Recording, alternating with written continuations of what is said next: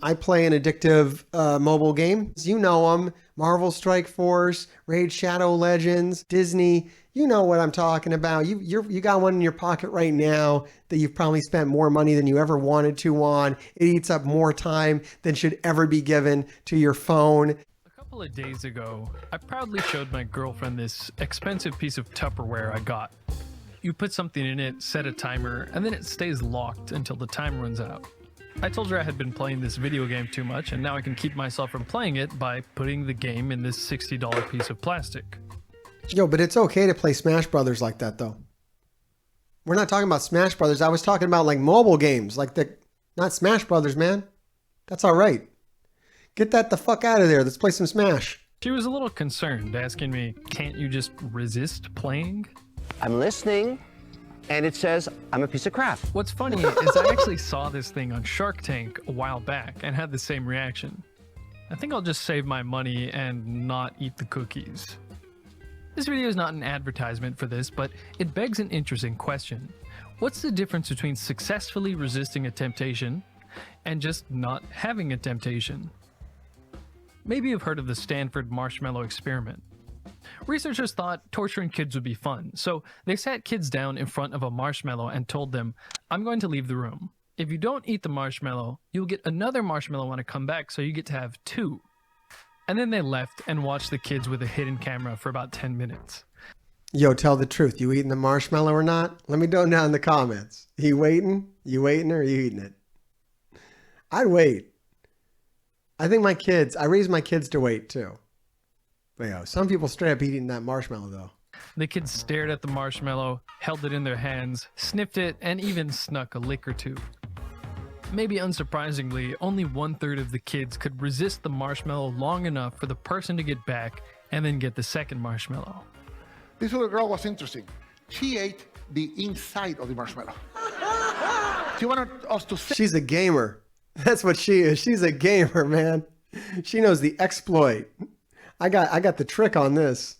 that she had not eaten it, so she would get two, but she ate it. Whether the kids did or didn't eat it, I think you'd agree they're clearly exerting effort to resist the marshmallow. A single marshmallow is an easy task for adults, but we still use effort to resist things. An alcoholic resisting a fully stocked mini fridge in his hotel room uses a lot of effort. And then others would use far less effort to resist watching another episode of a good series when it's time to go to bed. So, is there a Yo, straight up, all right, that's where my willpower fails. I will binge watch TV until the morning. You bet, 100,000%. No goddamn way. I will watch a TV show all the way through.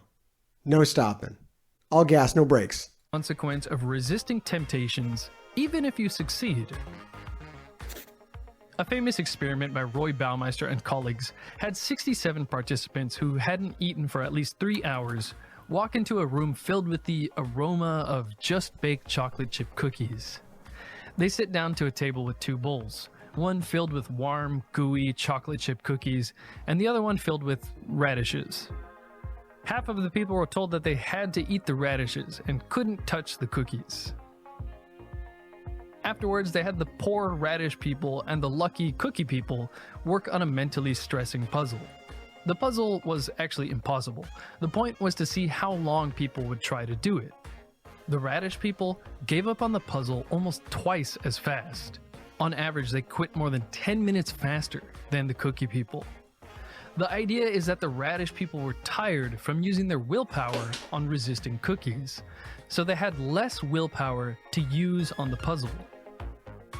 This is just one of almost 200 experiments that gave credibility to the concept of ego depletion. The idea that willpower draws on a limited stock of energy. Willpower is like a muscle you can tire. Yo, straight up. So this is your mobile video game on you every day. This is the game you play every day, taxing your willpower, putting those offers in front of you. That's why they pop up, because it tests your willpower every single day. One thing you can do to help yourself have more resistance is to just not even look at the offers. Don't even look at them in your game. I know that I was in a habit where I would go and I would look at the offers and really examine them every day. Like, ooh, what's the value on this? You know, what's the value on this offer? What would this mean to me? And really think about it. And that's just, if you're not buying it, you are just taxing your willpower is what you're doing. So the more you do that, the less you will be able to resist over time. And the more likely you are to make a decision that you don't maybe want to actually make. You're just too worn down to make. You're just too tired, and you're just like, all right, you know what? I've been looking at these offers for like a year now. Just buy them. And then once you're doing that, it's just easier for you to keep going and keep buying them every day. So one thing you can do is not look at them. Just don't even look at them seriously. Tire it out. So if you use a bunch of willpower on one thing, then you have less energy to use later on resisting temptations, staying focused, or even making good decisions. Yeah, it's good to be aware of that. If you're stuck playing one of these mobile games, really good to be aware of what you're resisting. If you're actively resisting something every day, like an offer to buy, then that is going to wear you down. Like in your real life, it'll affect you in your real life, and you don't want that. Now, this idea was challenged by a 2015 paper, but a more recent 2018 paper said, yes, ego depletion is a thing. Some methods are just effective for testing it, and some are not. In any case, I think we intuitively know that temptations are distracting. It's going to be at least a little harder to focus on your work if you're on a diet and your friend is baking pies and cookies. Or it'll be hard to study if it's Friday night and your friends keep texting you to come to a party. An experiment from a 2012 study in the Journal of Personality and Social Psychology had 205 adults wear a beeper that would ask them randomly throughout the day whether they were resisting. What a fucking clip, man. They play the fucking clip of Nick Fury disintegrating. That's a hardcore beeper, man. A desire, how strong that desire was, and whether they were successful in resisting it or not. They then took a look at the data of nearly 8,000 desire reports and found that the more desires the person had resisted, the more likely they were to give into future desires. This kind of makes sense. Let's say you have a long day at work. Unless you really like your job for the... Yo, straight up. So if you're trying to if you have a goal in your life that you're trying to achieve that requires you using your willpower, let's say that's being on a diet, or trying to correct some other habits in your life that are perhaps not the best for you, mobile games are adding to your fucking problems. Just be aware of that. Your mobile game that you're addicted to that is draining on your willpower is also taking away from your ability to diet. It's taking away from your ability to, get through, knuckle down and study, whatever you think you're working towards. You are taxing your willpower with this. If you're not being cognizant of it and doing things to take down how much willpower you're exerting on your addictive mobile game. For the most part, you are resisting desires. Resisting the desire to skip the 10 a.m. meeting, or the desire to play games on your phone instead of actually working, or the desire to take an extra long lunch break, or resisting the desire to just go home early. We might say that using all that willpower throughout the day then makes it harder to resist the desire to watch Netflix on the couch instead of going to the gym. Yeah, straight up. That's when my willpower dies. My willpower dies. And I mean, you're seeing it right now. I'm going to literally sit here and watch videos with my Twitch audience until midnight, because that's what I do every night, because my willpower is shot at the end of the day. I got no willpower to knuckle down and be like, look, I got a hard day tomorrow. I'm going to stop watching this shit and get some sleep. No, willpower is gone at this point. I will binge watch anything between 10 and midnight. But here's what's interesting. In the study, the people who were best at self-control and said that they were the type of person who was good at resisting temptations, they actually reported experiencing fewer temptations throughout the study. That is, the diligent people with high self-control apparently were just using less self-control. Will Smith. In a study titled What's So Great About Self-Control, Marina Milyavskaya and Michael Inslicht gathered data from 159 university students and found that those exerting more self-control were not more successful in achieving their goals. It was the people who planned their life so that they didn't have to use self-control that were more successful.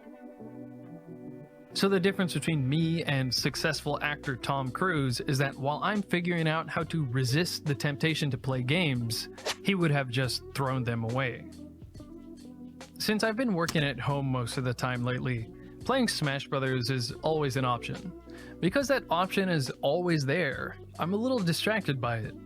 I'll be a bit tired from reading papers or getting frustrated because I can't think of what to write next, and then I'll be bargaining with myself like, okay, I'll play for just 20 minutes and then work for an hour. Or maybe play for 10 minutes and then work for 30 minutes. So regardless of whether or not resisting the temptation depletes my willpower energy, just being tempted to play is at least distracting me. This lowers my focus and worsens my productivity, even though I'm not actually playing. Work by Glenn Wilson of Gresham College has found that when you're trying to focus on a task, even the simple temptation of an unread email sitting in your inbox reduces your effective IQ by 10 points. Only being tempted by wanting to check a shiny new email impairs your brain's performance. In James Clear's book, Atomic Habits, Those goddamn red dots, man. I feel that all fucking day. I hate those red dots. I goddamn hate Discord. That's the one thing I'd like to quit. I'd like to actually quit Discord. Marvel Strike Force is one thing. Discord is worse. For me, I think Discord is actually worse. It's so many fucking red dots. It's so much like man baby drama and bullshit. Like, it was something I never wanted to get in. I will never play another fucking game again that requires Discord. There's no fucking way on this goddamn planet Earth that I will get involved into another game that requires me to be a slave to fucking Discord. No goddamn way. Never wanted to do it to begin with. Knew it was not a thing I wanted. I already got involved. I started playing Pokemon Go before I did Marvel Strike Force. And to the point where I got on Discord. And I was like, oh, I need to coordinate with people and we need to meet up in real... Like, that was really hardcore.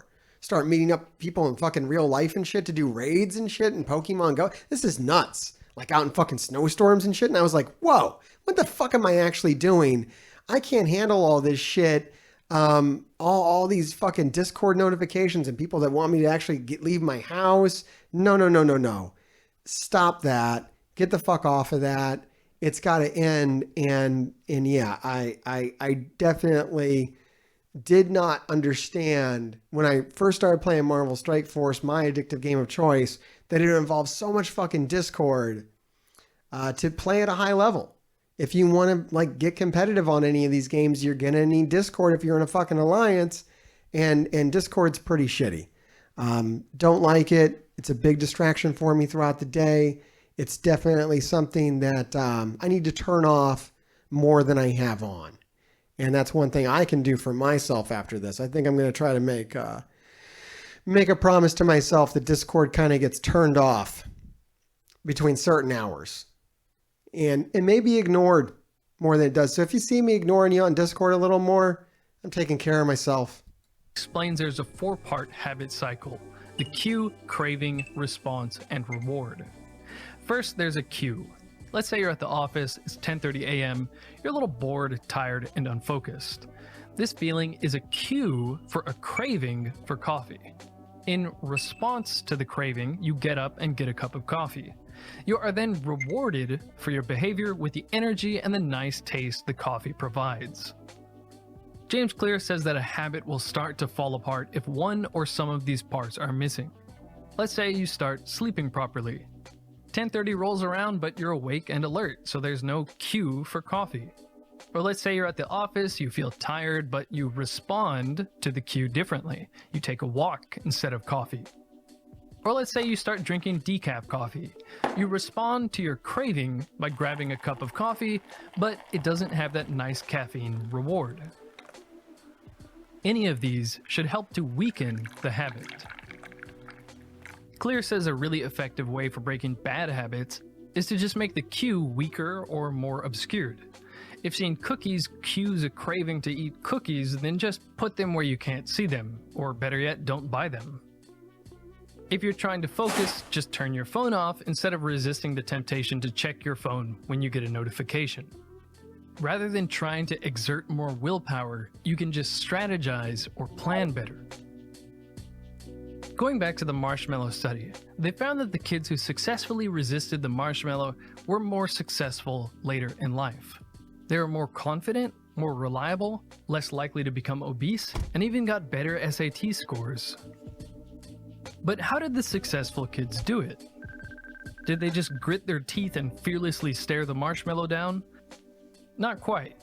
As reported in one of the original studies investigating this, the successful kids covered their eyes with their hands so they couldn't see it, they talked to themselves, they sang, invented games with their hands and feet. They did whatever they could to take their mind off the marshmallow and didn't rely so much on brute willpower. Similarly, what's going to put fattening foods on your mind more? Taking the route home where you walk past the delicious smelling bakery, or taking a different route home? What's going to have an alcoholic thinking about alcohol more? Booking a hotel with a stocked mini fridge or booking one without? In my last video, I talked about how having so many choices of things to do all the time can cause a persistent feeling of indecision, of uncertainty. Should I do my work or play Smash Brothers? Should I work out or watch Netflix or do my taxes? Each action provides its own reward for a cost. Taxes cost a lot of time and boring decision making, but rewards me with no more worries of huge fines. Netflix costs time, but rewards me with immediate enjoyment. From your brain... Oh yeah, that's pretty good.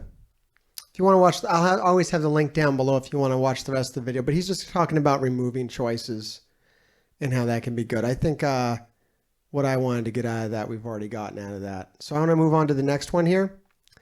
And this is more video game centric. So that just kind of speaks towards willpower. And then this video is by Manly Reviews, who has about as many subscribers as I do. However, this video has many more views than I've ever gotten. So let's check this out. This is the real reason games aren't fun anymore, according to Neuroscience, and how to fix it. I think we'd all like to have fun again, right? Everybody would like to have fun again. I'd like to have fun again. My game isn't fun at all. What the fuck is going on? Can we fix it? Let's see. The year is 2021, and it feels like games just aren't fun anymore. Skyrim isn't giving you that immersion. Because they're not. They're not even designed to be fun anymore. Like, what is that? What are you talking about? What is this fun you say? Once offered, Minecraft just isn't hitting the same, and the delicate storytelling of beach... And it feels like games just aren't as fun anymore. That vibrant shelf of video games we used to always look up to as a kid has just turned into a desaturated Excel spreadsheet. I used to be able to dump 300, 500 hours in Skyrim and enjoy all of it. Now it's just not the same. Where did all that passion go? And more importantly, can we get it back? But in this video, we're specifically looking at the neuroscience behind how exactly... You know, it's called VR straight up. If you want that feeling back, like when you were a kid, you got to get into VR. It'll bring it back. That's actually fun. It's so crazy new and different and amazing. And it's got like a lot of retro appeal too. A lot of the VR stuff like will kind of harken back. Yeah, I'll get addicted to VR. I don't even care. They start putting microtransactions in VR. I'm fucked, boys. Exactly, new games hijack our reward systems through variable reinforcement, behavior wait a minute. Through behavioral conditioning, variable reinforcement, hedonic adaptation, to understand the issue first, we have to break down what's going on in the AAA games industry right now. I don't even know why people are rushing out to buy the Xbox X, NXX, or the PS5 hub. It makes no sense to me. Are people really like that desperate for fucking bug snacks? The truth of the matter is, the gaming industry has completely changed from just making fun, artful games to profit-driven, low-risk game design, which means we get a lot of the same things recycled over and over again. It's kind of hard to like get $20 million of investor money just to make a game that might not even do well in the market. So they stick to things like, you know, loot crates, raider crates, battle passes, to shoehorn that into some form of cookie-cutter, market-proven formula, and investors are happy. And now, all the more creative titles that feature weird and new, unique gameplay like blinking or God fucking knows what, are all now being created by smaller, independent third-party studios, which is a bit of an issue because... Straight up. Yep, this is true. So if you want to play a game again that you actually like, that's what you got to do. You got to go hunt out small third-party studios. You can't play this shit made by larger studios anymore. It's all fucked. It's like fucked from the ground up. That's why I'm going and doing Darkest Dungeon 2. It's made by a small studio, Red Hook. They don't pay me. They don't need to. I'm just excited about their game. I'm excited to stream it. So make sure you like and subscribe because we're going to be doing that in here. It's going to be amazing. Because they have nowhere near the resources and marketing budgets that these bigger companies have. That's why we got to help them. All right, come on. Content creators, stop it. Stop it. Stop pushing mainstream games, fucking these big games. They will get it done they don't need our fucking help, man. Everybody knows that these games exist. That the Marvel Strike Forces exist, that all these fucking shitty mobile games exist. They will be thrown in front of your fucking face. They don't need our help. They don't need influencers. Okay? They don't need any influence. They don't need any of our help. Smaller game companies need fucking help. The Darkest Dungeon 2s, the Red Hooks need our fucking help. Okay? I'm streaming a VR game called Survive. It needs my help. No one knows it exists. It needs my help. Smaller game studios need your help. The big guys, they don't need your help. They'll be fine. If you're going to influence for something, find an independent game company. You might not get as many views. I don't know what to tell you. I guess if you're trying to make a living, you got to go play ball. But if you can, even if you're making 10 videos for a large corporation, throw a couple in there for the independent guys and give them some notice. Talk about them during your video. See what you can do to help. Hades is another one. Supergiant Games. Every fucking game they've made is a 10 out of 10. Amazing masterpiece. Hades is wonderful. I try to do this as much as possible. That's exactly the kind of content I want to bring. Is that kind of content. Independent games. We're doing Darkest Dungeon on... Here, let me even throw it up. I'll throw it up right here. Darkest Dungeon on October 26th. Use my creator code when you check out to support people who support independent games. We'll just feed each other. Feed the independent influencer, and I will push my support on independent games, and maybe we can fix this fucked up industry that we all love. Fucking games, man. Used to be fun, right? Jesus Christ. Let's play art again. I think when I was telling my wife about this was, I don't want to play mobile games anymore. I don't want to play shitty these live service experiences or whatever the fuck they call them.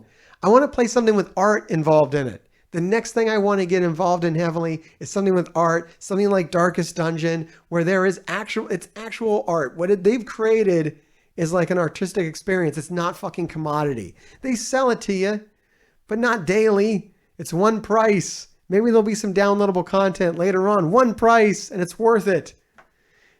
There are people playing the original Darkest Dungeon that was released years ago, all the way up until Darkest Dungeon 2. Those are the best kind of games. The best kind of games. The games that I remember when I was a kid, all of my favorite games were games I would play Final Fantasy 1 until Final Fantasy 2 came out. And when Final Fantasy 2 came out, I played it until Final Fantasy 3 came out. I played it until the next one came out. They were that good. You bought it once and you played it. And this still exists.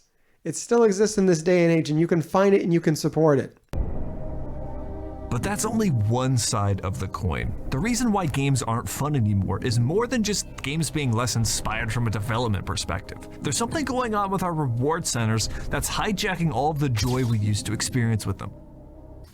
Oh my god, that's disorienting. To understand the rest of the points in this video, we have to understand a few core mechanics on how our brains function. The first of which is muscle memory. I know you think you know what muscle memory is, but I doubt you really know the true mechanics behind it. See, whenever you do something new, like learn a new instrument or use your non-dominant hand, your brain is forced to use neural networks in your brain that rarely get used, and thus, those pathways are very inefficient. So if I'm trying to draw like a smiley face with my left hand, I'm gonna suck at doing it, but the more I use those neurons in my head, the better I become at sending those electronic signals through my brain. The reason this is kind of fucking insane is that there was a study done with 3 groups of basketball players. One group practiced throwing 3 throws with a physical ball into a hoop. The second group did the same amount of practice, but they just sat there thinking about throwing 3 throws with a basketball. And then the third group didn't practice at all. The next day when they went to test their skills to see how much they've improved, the group that threw physical basketballs improved 24%, and the group that only thought about throwing basketballs improved 23%.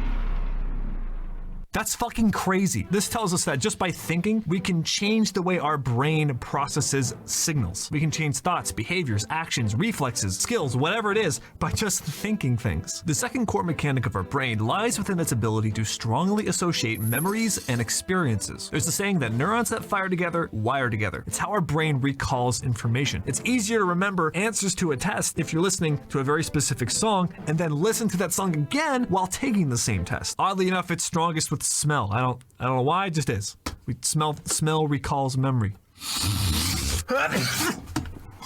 And this can be done with a lot of things on a smaller scale. The first real-world example of this as to why video games aren't really fun anymore is that we can look back to our younger childhood years in which games weren't as readily available to us. First of all, we didn't have as much money to buy games, there weren't as many games out there, and when you got a new AAA game that was kind of expensive, that was the game you played. And for better or for worse, you just had to make the best of it because that's what you had for a while. I only had access to a couple games, and I'm sure if you were around my age, Straight up, that is what I was just saying. I didn't really have a choice but to play Final Fantasy all the way until the next one came up. And I do remember the way it smelled when you got a new game. The old Super Nintendo smell, right? You remember this. You open up that Nintendo cartridge, they get the shrink wrap off, and you get all those nice chemicals from the factory. It's beautiful. God, I can't do a fucking take tonight. And the takeaway there is that we often associated higher values to rarity, which is something we already do naturally, right? Like rare things are more valuable because there's less of it. It was the Nintendo smell. Yeah, Nintendo, N64, Super Nintendo, it was all the same. Same factory. Good stuff. Today's gaming ecosphere, we can get our hands on just about anything. Monthly passes, emulation, borrowing, Steam sales. Borrowing. Rarity in gaming has disappeared, and with it, our own perception of the game's worth. Now, the reason that's so important is because we also had way lower standards as kids. Like, everything's new, everything's more exciting, so when we're playing a new AAA game, like fucking playing Banjo-Kazooie, collecting fucking puzzle pieces was like, fuck yeah, dude. Oh my god, did I just turn into a fucking ball? Oh my god, I can jump twice in the fucking air. I can play bongos in this game. This is exactly how I feel when I play VR, by the way. It's just fucking incredible. This is my fucking hand. Oh, you could actually turn the light on with your finger. Oh my god. Oh, you can actually open the door. Oh, I'm holding the door. Wait, I can crouch. I can get under the bed. It's so fucking exciting. It's just like when you're a kid. It's absolutely, I'm telling you. As a, hate to admit this, 40-year-old man, playing games the same way I did when I was a child is actually very amazing. I would highly recommend it. Any of you old motherfuckers out there, if you want to feel like a child again, I highly recommend to go get some VR, because you will feel like you are actually a kid again. Like you are actually playing this shit for the first time, like you've never played video games before in your life. You can't really put a price tag on that, quite honestly. And I didn't know it would be like that. And it's what they said it would be like, and it's true. It's actually fucking true. Threshold for fun we used to have when we were younger has significantly risen, and we've been scarred from the countless half-baked releases from the same companies we've grown up with. We are now psychologically predisposed to dislike the games that come out before they even hit the shelves. This in and of itself isn't a huge deal Yeah, someone's saying it's pricey. It's not even though anymore. It's not even pricey anymore. Oculus Quest has changed that. Oculus. I mean, it might still hard to get a hold of one of these things, but the Oculus Quest 2, it's like, is this true even? Is it $100? It's like $300 at Walmart, okay? It's all in one. You don't need a computer. This is where you can play Resident Evil 4 on. Not even fucking with you. It's $300. It's not expensive. It's $300. You can go play Resident Evil 4 like you were a fucking baby and experience Resident Evil 4 like you like a child would. You could pick up a gun and actually shoot a zombie. It'll blow your goddamn mind away. I guarantee it. So $300. It's not even expensive anymore. No computer needed. Amazing.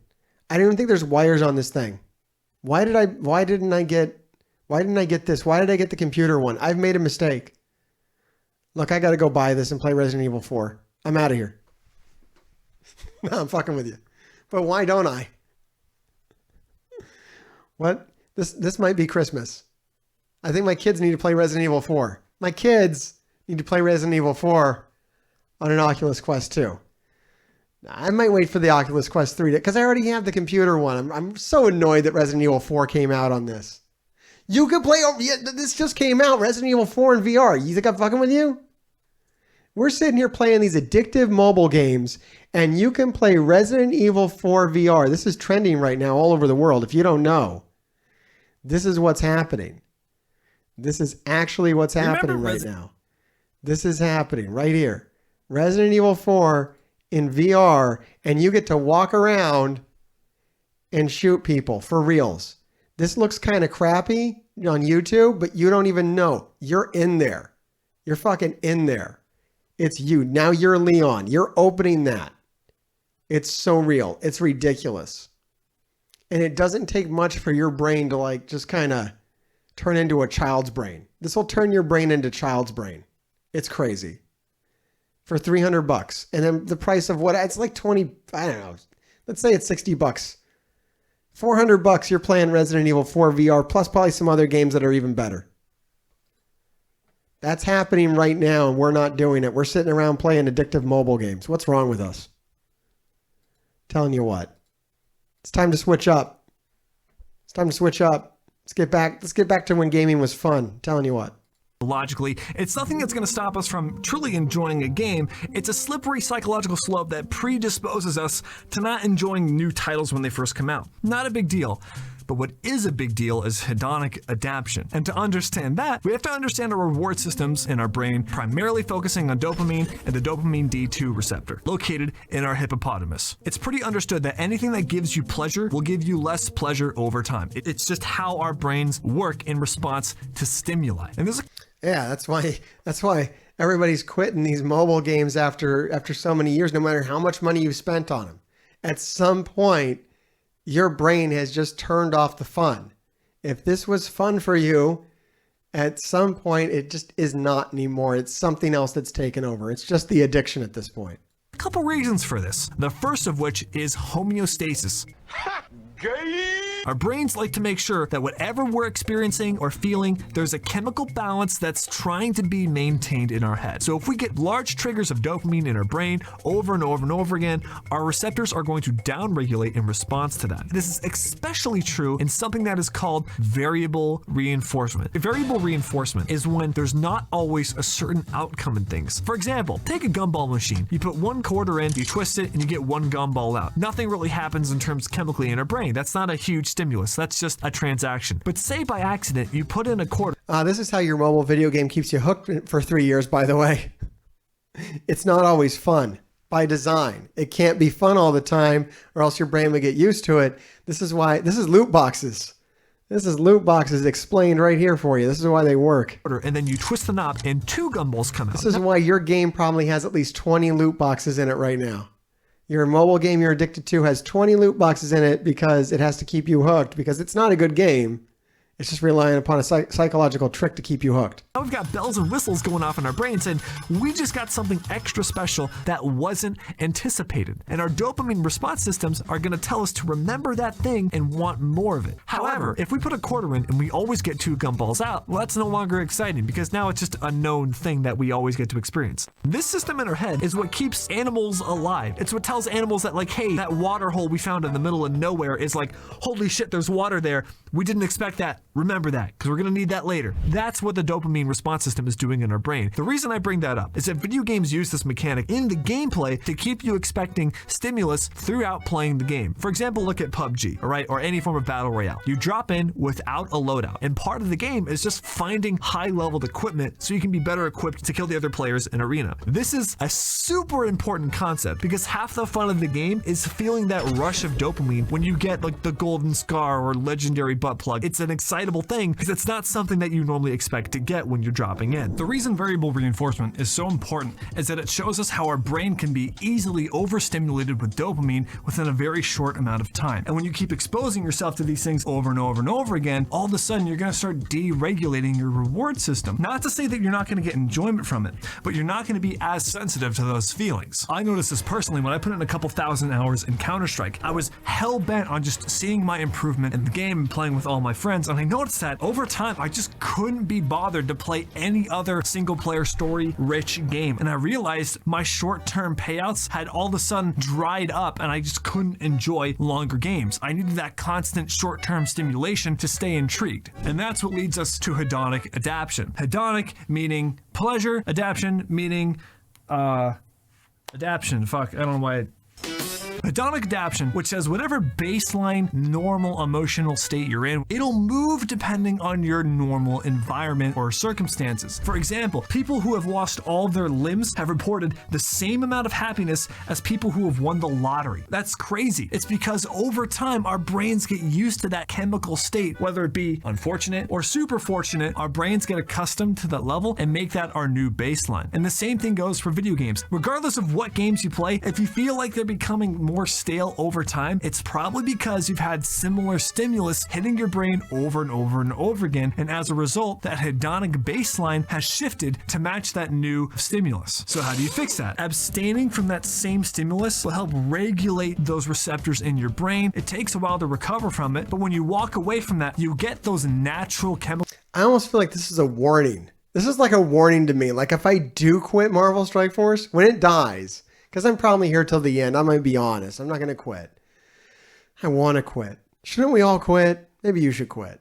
Anyways, when it does end, either by choice or by it just dying, after a couple of years, it will be so exciting to go back. To fight that. Got to fight that. All right, look, I like this guy. I can't believe this guy only has like under 7,000 subscribers. I'm going to subscribe to him right now. That guy's cool. You can trust me. I'm Mr. Hartgrave. Grave Diggers. Let me know who you are by liking and subscribing and commenting below. And showing up here on Twitch on October 26th. I want to see all the Grave Diggers. I want to see new Grave Diggers. Come join the stream. Come hang out with us. Let's have a good time. Play a game that isn't some kind of addictive clusterfuck. It's actually enjoyable with production value. It's a piece of art. Until then, Grave Diggers, keep digging.